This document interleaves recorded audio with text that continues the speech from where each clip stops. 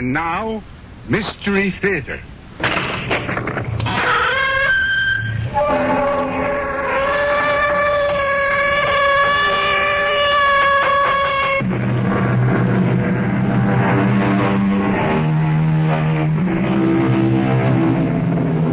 Come in. Welcome. I'm E.G. Marshall. As the poet says, let us fill the cup. What are you having? How about equal parts suspense and mystery, with just a dash of terror and chill to taste? So, they say that a lie is only the truth in masquerade. But does the opposite also hold? Can we say that the truth is a lie in masquerade? What is masquerade? Or for that matter, what is reality? Who are we? Who do we really see when we look in the mirror? The image that gazes steadily back at us, that anticipates our every move, our every breath. Who is it? Or what is it? Darling. Hello, dear. Dinner ready? No. Oh, you plan for us to dine out? No, Gerald. Well, why isn't dinner ready then? I haven't had a chance to prepare it. I was busy. Doing what, Cecily? Oh, learning how to load. What are you doing with that pistol? Learning how to aim. Cecily, don't point that at me. And learning how to fire. Why, Cecily? What?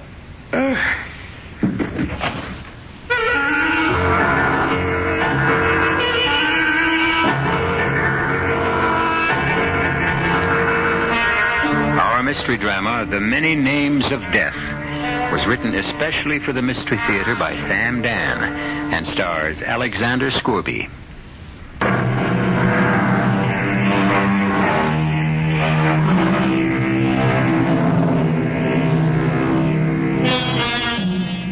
You know how it is with some people. They go along for years, in a groove, a routine, or a rut. Characterize it any way you like. 10, 20 years, the same job, the same apartment, same wife. It might just occur to a man to ask himself, is this all I have to look forward to? There are those men who ask this question and keep asking it. But these are the men who rarely do anything about it. It's the men who don't ask, who seemingly plod along contentedly and quietly. Oh, yes. Look out. Look out for Gerald Furlong, who fills all the specifications we have just stated. Mr. Furlong. Yes? Good morning. My name is Helene LaRue. Yes? I'm your new secretary. Oh. Mr. Spruance, you know him, the personnel manager? Yes? Well, when I heard that old lady McKay... I beg your pardon. Miss McKay was leaving, I asked for the job. And he said I could have it unless you had someone else in mind. Well, Actually, I'm the best typist in the pool. Are you? Oh, yes. You can check it. Everybody always asks for me. Yes, but I don't... Of course you don't know. How could you, unless we try it? What have you got to lose? Well... Then it's settled. Now, all you have to do is sign this memo. What memo? The memo to Mr. Spruance, which says you authorize my appointment as your secretary. Yes, but I... Well, now, I don't want you to think I'm pushing you or taking too much on myself. But a good secretary handles all the details, ties up all the loose ends, keeps the desk clear. And as soon as you sign that, I can call Mr. Spruance's secretary. All right. Ah, that's it. Yes, sir. Oh, Mr. Furlong, you do have a bold, strong handwriting. Unusual, sir, but that's to be expected. Expected? Oh, yes. You see, your name is Gerald. Yes? And do you know what the name Gerald means? No. Well, it's an old German name. It means strong leader of an army. Hello? Hello, this is Helene LaRue. Tell Mr. Spruance that Mr. Furlong wants me to be his secretary. The memo's on its way. Thank you. Well, strong leader of an army. Don't you feel like one? I'm afraid I don't live up to my name. Oh, you just think you don't. My dear young lady, I know I don't. Don't call me that. You dear young lady. Why? Does it offend you? Yes. Oh, I'm sorry. When you call me your dear young lady, you're putting yourself down. I'm afraid I don't understand. Well, you make yourself sound like an old man. And you're not. You see, I worked in personnel. I had to check everyone's records. Now, Miss LaRue, those records are highly confidential, and they're... You're only 45. It's true that you look 55. Now, Miss LaRue, one thing I frown upon in this office is the discussion of personal matters. Of course. If you went about things differently, you would look 35. Miss LaRue, I have some letters to dictate. Yes, sir. This is to Mr. Oliver Stevens at Carpenter and Stevens. You'll find the address in the files. Dear sir, pursuant to... Yes, sir. Read that back, huh? All you said was, dear sir, pursuant to... Oh, yes. Pursuant to our agreement, I must inquire of you, Miss LaRue. Yes? You know, you've gotten off here on the wrong foot. But, Mr. Furlong... I dislike flattery. I intensely dislike it. I despise it. But... please do not interrupt me. I am not a fool. Oh, I never said you were. Your flattery is doubly obnoxious because it's so... So what, Mr. Furlong? Because it's so extravagant, so obvious. Oh, but I wasn't... I might tolerate flattery that's clever. But you, my dear young lady, are ludicrous. There you go again. Calling me your dear young lady. I'll call you anything I like. I'm your employer. Well, why am I ludicrous? Now, how can you tell me that I could look like a man of 35? Because it's true. Do you know what 35 is? I know what it looks like. 35. That's another world, another generation. I know. Tell me that I could look 35 again is well, it's an insult to my intelligence. I could make you look 35. What did you say? Well, you'd have to dress differently, wear colors, let your hair grow long. Miss LaRue, this conversation has become far too personal. We can end it any time you say. Good. Now, pursuant to our agreement, I must inquire of you if you feel obligated to provide financing for... Yes, Mr. Furlong. At the risk of sounding foolish, why did you say I could look 35?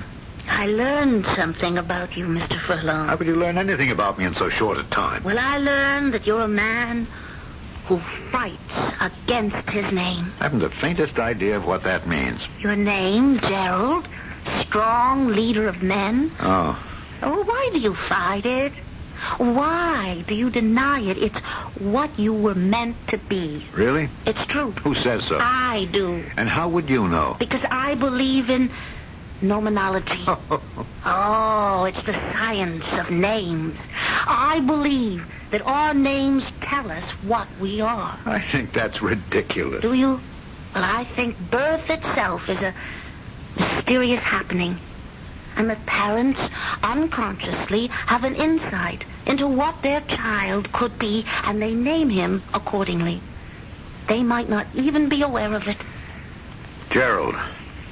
Well, I'm certainly not a strong leader of men. But you could be. You have it in you. It's ridiculous. Oh, you said that before. I'll say it again. Why is it any more ridiculous than any other belief? Why is it any more ridiculous than, say, astrology? Tell me, what does Helene mean? Light. A torch. From the Greek. Light? Yes, light. Have I brought you any?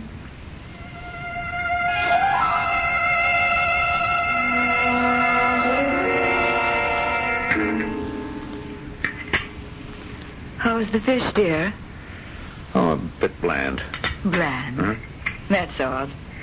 It's been prepared exactly as usual, and you never complained before. Well, it just happens to lack taste. But you have to watch your intake of salt. Why? Why? Well, it's just the prudent thing, isn't it? That's what you always say. Yes, I suppose so. Did they replace Miss McKay? Yes. I hope they gave you a mature woman. You can't stand those flighty young girls. What's your new one like? Well, I really haven't noticed yet. Oh? How is that possible? Oh, look, Cecily, my dear, I have too much to do. I simply can't bother to note those things that have nothing to do with business. You are overworked, dear. That's true. I'm aware that I have a secretary, that I dictate letters to her, that she has a name, in this case. What she looks like, well, I simply couldn't remember. Poor dear. Cecily, tell me something. How old do I look to you? Why? Oh, just curious. I hadn't thought about it. Well, you don't have to think about it. Just tell me. Well, darling, you look your age. Do I? If anything, a bit older. Really? And that's been responsible for your success. A man who heads up a trust department, who's responsible for other people's money, can only inspire confidence if he looks mature and... And, settled, huh? Oh, yes, dear, and you certainly do. Is it possible that anyone could ever take me for, say, 35? 35? Oh, darling, I don't see how. Why do you ask? Oh, no reason. Are you sure? No, please, forget it. I simply can't imagine why you'd even ask such a strange question. Especially... Especially what? Especially since you're not in the habit of asking idle questions. Coffee? No, darling. If you'll excuse me, I'll go to the library. I have some work. Oh, Gerald, this goes against everything you ever... Why, you made it almost a religion not to bring work home from the office. Yes, dear, I know, but every religion encounters a bit of heresy now and then. But don't stay up too late. No, dear, I just have a few things to check out.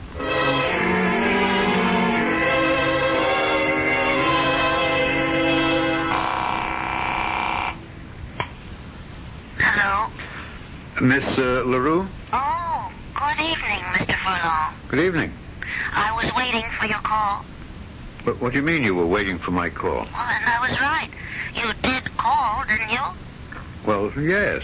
However, my secretary has to expect to work all hours, and if you object, then perhaps you'd better resign. Oh, I don't mind. I don't mind at all. You have such a fascinating voice. Now, see here, Miss LaRue, this is a business call. Of course it is. Look, I had so many things to do today that I can't recall if I sent a letter to Mr. Oliver Stevens. Mr. Oliver Stevens of Carpenter and Stevens. That's right. Because if I forget to write one... Well, you did, Mr. Furlong. You dictated it, and I typed it and mailed it. Good. That is a relief. Otherwise, I'd have to call him this evening and explain that he shouldn't expect to... No, the letter went out. Well, that's what I wanted to know. Is there anything else? No, I can't think of anything. Oh, then, good night, sir. Good night. Just another minute. Could you tell me what the name Cecily means? Cecily? Mm-hmm. Oh, yes, sir. That's, a Latin name. It means one who is in the dark or blind.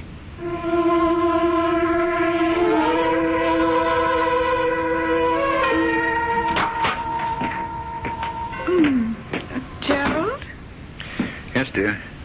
Did I wake you? I'm sorry. Oh, working at night's the worst thing in the world for your nervous system. Yes, dear. I'll just brush my teeth and get right to bed.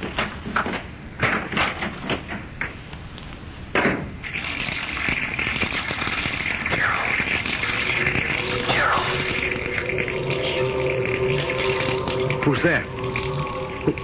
Gerald, Who's talking to me? look in the mirror, Gerald. I am. I'm looking in. Don't you see me? What is all this? I must be having an hallucination. Look in the mirror, Gerald. Who do you see? I see myself. No, you see me. Who are you? The image you cast in the mirror. That's me, isn't it? No. That's me. I can't believe this. You're what? What? Drunk? You never drink? Mad? You're the safest man in the city. Seeing things. Why? What's happening to me? That's it, Jerry. What is happening? I've gone mad. You will be. Soon, Jerry. Unless you fire that girl. Which girl? Oh, don't play games with me. I've looked at your face for the last 45 years. You have no secrets from me. Why should I fire her? You know why. I don't know what you're talking about. If you don't get rid of her, you're headed for ruin, disgrace, death. How can you say that? It's true. You know it's true. Don't you, Gerald? Deep down, way down. Don't you know where it must end? How it must end? Yes. Use your common sense and fire her. First thing in the morning. Will you do that, Gerald? Yes. First thing in the morning, I'll fire her.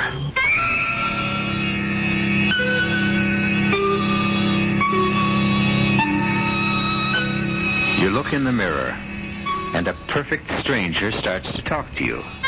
He wears your face, but you know he isn't you. He knows every thought in your head and every emotion in your heart, but you know he isn't you. Who is he? We shall acquire some new insights when I return shortly with Act 2.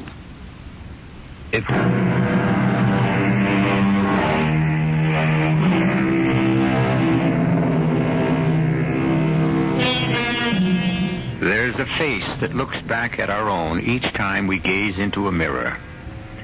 But is it always the same face? The quick answer, the automatic answer is yes, certainly, of course. This teaches that we should never answer anything without pausing for thought. We might get the same surprise that happened to Gerald Furlong. It was the same face, but it wasn't his. Good morning, Mr. Furlong.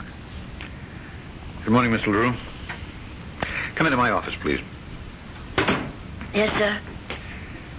Now, Mr. LaRue, I have something to tell you. Oh, I know. You want to fire me. Well, I've been thinking. A man and his secretary, they spend considerable time together, and therefore they should have similar temperament. And you're too busy thinking to have fun. Obviously, we don't have a similar temperament, Miss LaRue. Very well.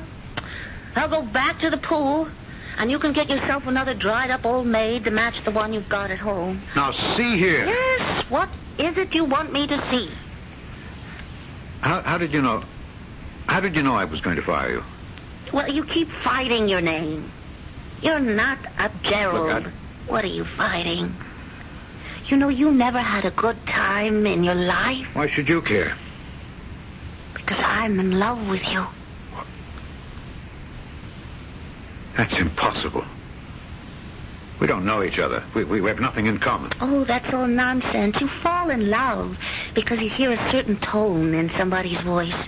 You see a certain light in someone's eye. But how can such a love be lasting? Oh, who says love has to last?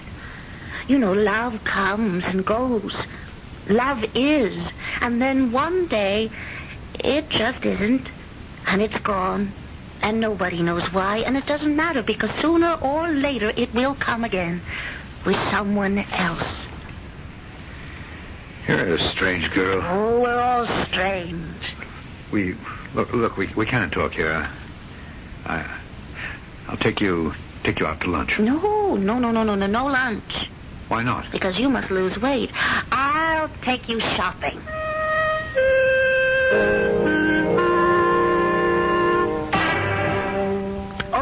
I like that jacket, and with the aqua shirt. Oh, but I only wear white shirts. Oh, that's all in the past, darling. Now look at yourself in the mirror. No. No? Absolutely not. But how can you tell if... But I just don't want to. I insist now. Come on. Look in the mirror. Have you ever seen anything so... Well, it's... It's a work of art. Gerald. No. Gerald, this face, you see, it isn't my face anymore. Gerald, don't kill me. I'm not killing you. What are you saying, darling? Darling, already? Look, darling, You can't do away with me, Gerald. We've been together too long. We built up our whole world together. You just can't get rid of me and get another image. Well, what do you think, darling? Fire her, you fool. Get rid of her. Walk out of here before it's too late. Save yourself. I think... What's there to think about? He'll take it. And now for some sportswear.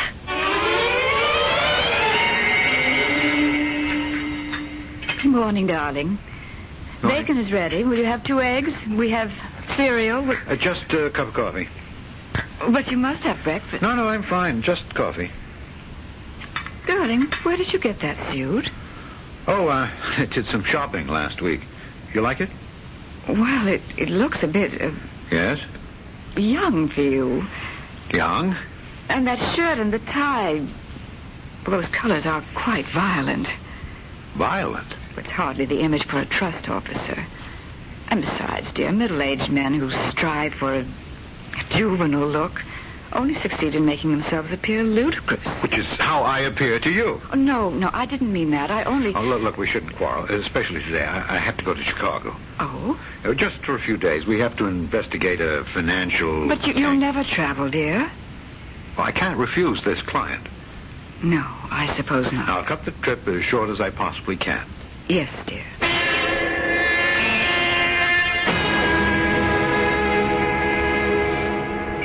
Well, how do you like it? I must say it's convenient to the office. Well, the rent was higher than you said you could go. It's all right. Come here.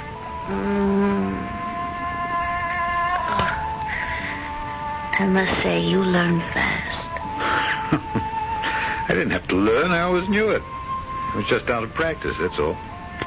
Let me show you what I bought me this afternoon. Look, I hope your account isn't overdrawn again. Oh, it was a steal. My first mink cape. Oh. Was it necessary? No, that's not my Gerald. The king of the army. It's the old trust officer speaking. Oh, I just asked. Don't you want me to keep warm? Of course. That's better. What would you like to do tonight? Oh, what are we supposed to be doing? I'm supposed to be taking a client to a long and involved business dinner. Oh, well, then let's go to the High Hat Club. I think I heard of that place. What'd you hear?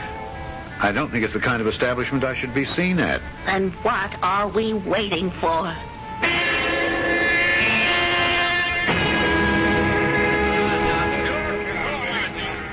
My turn again. I'll bet. Marty! Hi. Hey, Gerald, this is Marty Trainer. He owns the place. Gerald Furlong. How do you do? Oh, Furlong, huh? That's a good name for a horse player. Oh, he doesn't have to play with the horses, Marty. He's too skillful with his eyes. I'm afraid it's beginner's luck. When you're hot, you're hot. If you're on a streak, ride it. I will. Bet it all. Hey!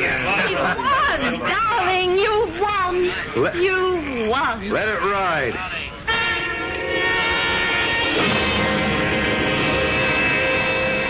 Oh, darling, it's getting late. Yes, I know. You should be getting home. Oh, I wish I didn't have to go. So do I. You know the right thing to do? I should divorce Cecily and we ought to get married. Why should we get married? Because we're in love. Oh, weren't you in love with Cecily once? Well, yes. Ah, and that's why you married her, but it didn't help. It didn't keep your love alive. You and I, we'll be different. No, we won't. We may love each other till the day we die, and we may fall out of love tomorrow morning. But I want us to keep our love. Oh, love can't be a guaranteed investment. Isn't the here and now enough?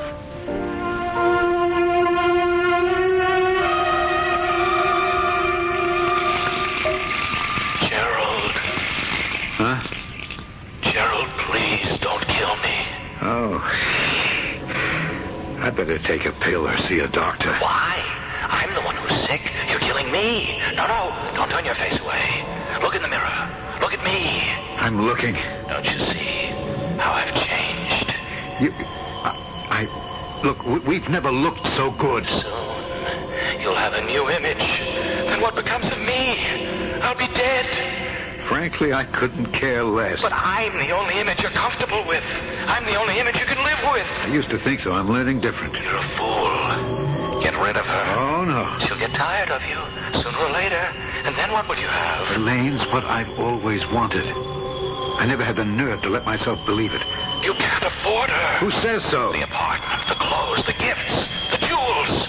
And now the gambling. Who knows more about gambling than I do? Haven't I gambled with investments all my life? It's not the same thing. Except this time I'm enjoying it. I'm enjoying life. It can turn all at once. It can sweep you away swiftly, suddenly, like a tidal wave. Gerald, get rid of her. You'll never know what hit you. No. She'll kill both of us. I don't care. I don't care. Gerald? What do you want? I thought I heard you talking to someone. You what? I heard you talking to someone. Oh, come on. That's ridiculous. I thought so, too, at first. But lately it seems... Well, you seem to be having angry conversations. Indeed. About what? I don't know, but I'm sure I hear voices. You sure you're all right, dear? Is something wrong? No. That no sounds like yes. Oh, I suppose I'm a little bit lonesome these days. I see so little of you. Look, darling, things are becoming impossible at the office. You know, the way the market is behaving. I know. There are terrible pressures on you. Why don't you quit? Quit? Yes, dear, quit. Find something else. It isn't easy to get a new job at 45. But you don't look 45. You look at least 10 years younger. Well, how would we make out while I was looking around? Well, you've been very judicious with our money. We should have quite a bit put by. Cecily, we don't have. In the present market, our holdings have, well, they haven't done well. They've lost considerable value. Oh. It's my fault. I'm sorry. Well, there's my inheritance. Oh, no. We couldn't... It's $50,000. No. We must never touch that. It could help ease us along. Cecily. Oh, Cecily. You're too good to me. Don't say that. I love you. Let's start life all over. Is it something to think about? Yes, it is something to think about.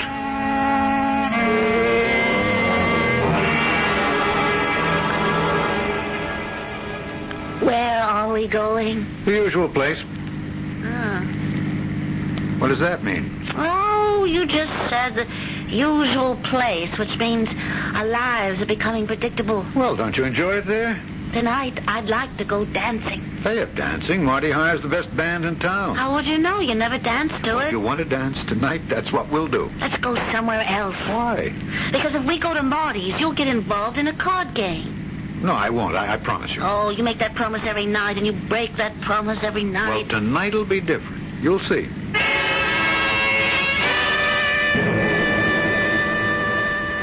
Gerald, I want to go home. Darling, we can't go just yet. I see no reason why we can't do anything we please any time we want to do it. I've lost too much money. So what? It's only money. I can't quit now. Oh, this place is becoming a bore. I can't afford to. And you're becoming a bore, too. Don't say that. But I love you. Do you understand? Well, I love you, too. Just another half hour. Mr. Furlong, Yes, Marty. do we deal you in? No, Gerald, no. Don't play with him, please. You can't beat What are him. you talking about? The cards are going to come my way. I can feel You it. can't beat him. His name is Martin. What? After Mars, the god of war. He's a child of Mars. Gerald, let's leave now. Sure. Look, all I need is just one good pot. Gerald, don't play with him. All right, you go get your coat and meet me here.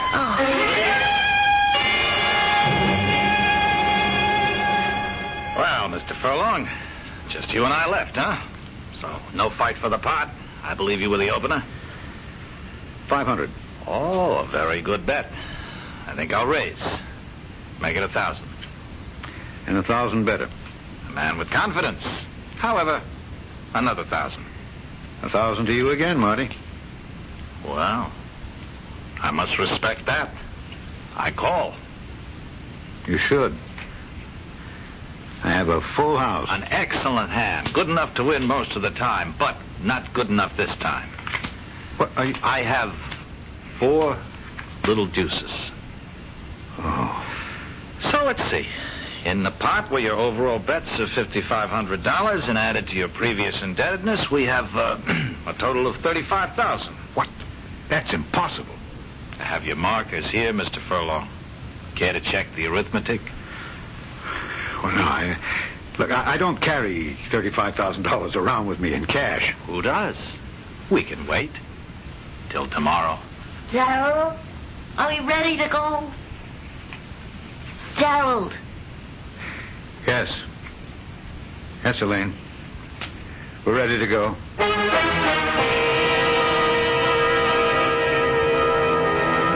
He says he's ready to go, but the question is, where?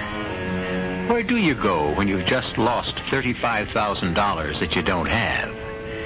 Where do you go? And what do you do? Well, this could be as good a time as any for Gerald to find out if he can live up to his name, strong leader of men. We'll know everything when I return shortly with Act 3.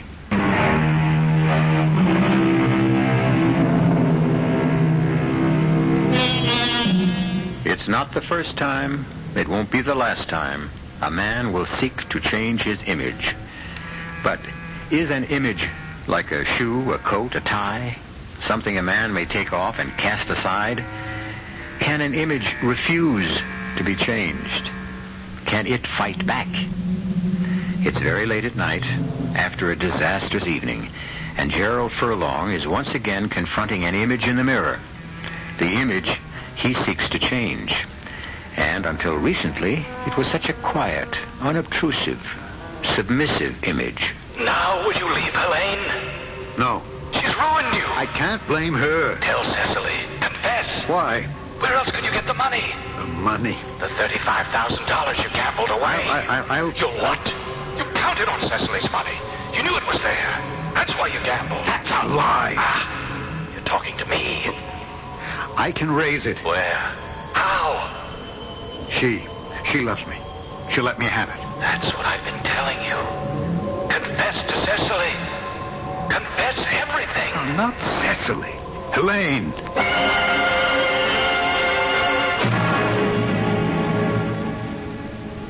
Helene, I'm in over my head.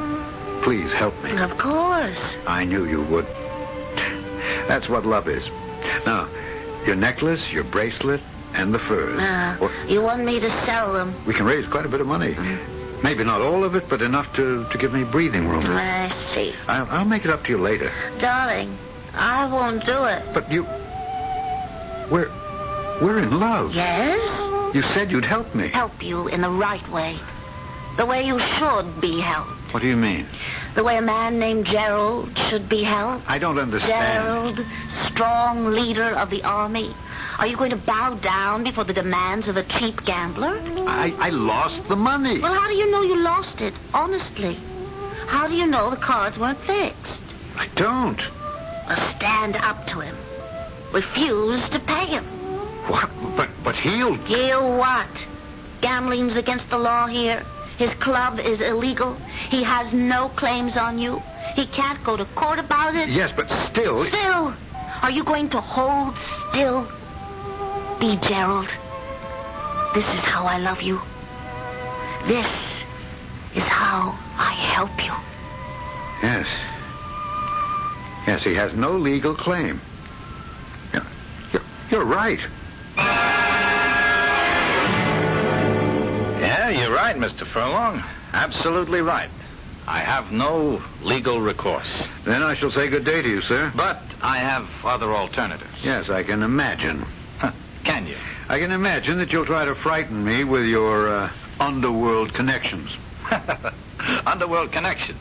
You've seen too many movies. You think you can scare me with strong-arm tactics? I'm not afraid of you. Why should you be? Or anyone else. I've been in a war. I know how to use a weapon. I have one in my house. I can defend myself, and I will. Now, you are a trust officer for an important brokerage house, huh? Oh, I see. Blackmail. I'm not afraid. I'll deny I was ever in here. You can't. You see, we have proof. What do you mean by proof? Well, now, when I press this button, that white screen comes down from the ceiling. And another button, and we have a projector. And now we have a motion picture, and look who the hero is. Oh. Why, it's you. I don't believe it. Ah, Mr. Furlong, isn't it true? One picture is worth 1,000 words. How well you photograph. I mean, there you are, betting, raking in the money. Oh, you are a gambler, sir. That's obvious. So how you relish what you're doing, huh? Well, have you seen enough? What will you do with it? Show it to my management people? Oh, yes. Well, it won't do you any good. They'll fire me. That won't get you your money. Oh, yes, it will. What do you mean? They're not responsible Now, for listen, we exhibit this little documentary. We tell your management, unless they make good on your debt, we will show the picture to their clients. We will say to them, here is how a man who handles your money amuses himself in his spare time. Is he doing this with your money? I think your management will pay us off, don't you? You violence? Who needs violence when this kind of persuasion is so much more, persuasive? I need time. Of course. Take a few days. Take a week. Even more. And think about it. I'm sure something will occur to you.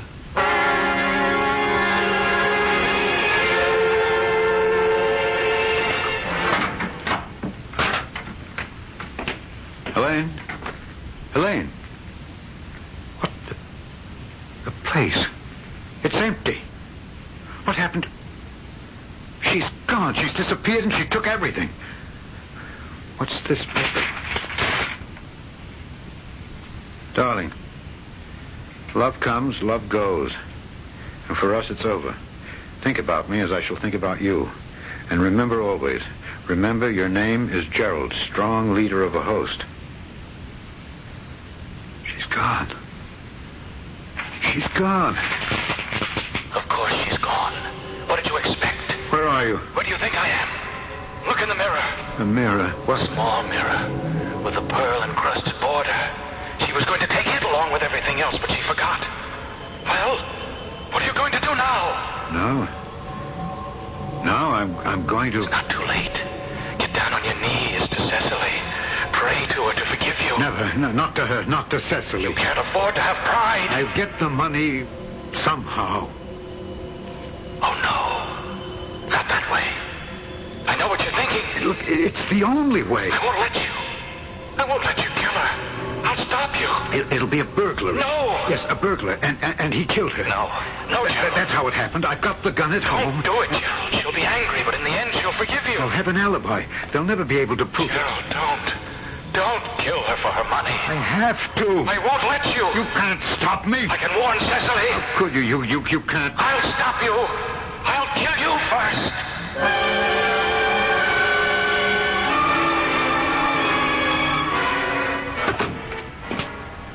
Cecily? Cecily, where are you? Here. I'm here, darling, in the living room. Oh. How are you? As well as can be expected. What does that mean? Considering that my husband has A, deceived me with another woman, B, squandered every dollar he has in the world, and C, plans to murder me for my inheritance, I don't feel too badly. What on earth are you... Is it true? Look, where could you possibly get such a crazy idea? You told me. I told you? Yes. Strangest thing happened. I was sitting at the mirror combing my hair, and I looked in the mirror, and it wasn't my face at all, but yours. What? That's impossible. And you started to talk to me, and you told me everything, including the fact that you want to kill me. No, it isn't true. Look, how could you see my face in the mirror? But I did, and you spoke to me. It could have been a dream. Perhaps. But does it matter? Darling, I love you. Why would I? I suppose I've been blind, but no more. I wish I could convince you. What are you looking for in that drawer? I'm not looking for anything. That's not true. You were looking for this. What? Cecily, don't. You couldn't shoot me? No, I couldn't. I'm not like you. Then, why are you pointing that pistol at me? Get out. Get out? This is no longer your home. I'm no longer your wife. And I'm holding this gun because as long as I hold it, you won't be able to kill me. Cecily, you're mad. It's all in your imagination. Stay just where you are. Well, we've been married 22 years. We love each other. Not another step, I warn you. Cecily, you wouldn't shoot me. You couldn't. Stop. Give me that gun. No. Drop it. No, It'll no, come you want off. to kill me. Help. Shut up. Help me, somebody. He wants to kill me. I'll help you. Keep out of this. You keep out of it. Let go of her. Get back in the mirror where you belong. No, I don't. I don't belong there anymore. You have another image. Get away. Let her go. Let her.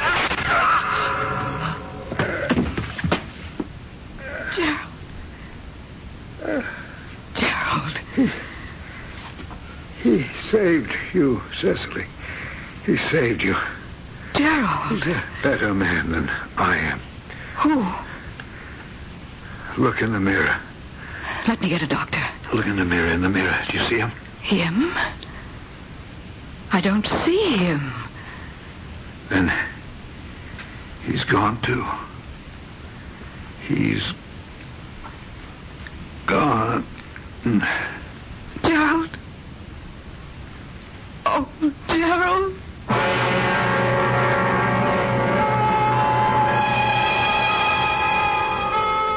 They're both gone, Gerald and the image.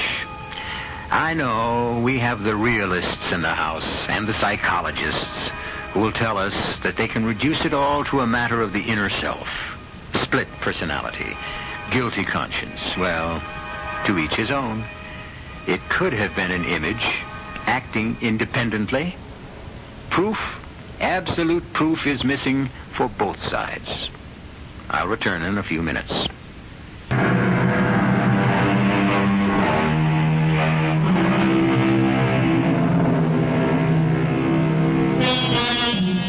A French philosopher once said, "We leave a part of ourselves behind us each day." That's true. But where do we leave it? Sometimes a very close and introspective look in the mirror might help us arrive at the answer. Answers, so much in demand and so short in supply. However, we do have the full answer for your mystery, suspense, and excitement needs right here.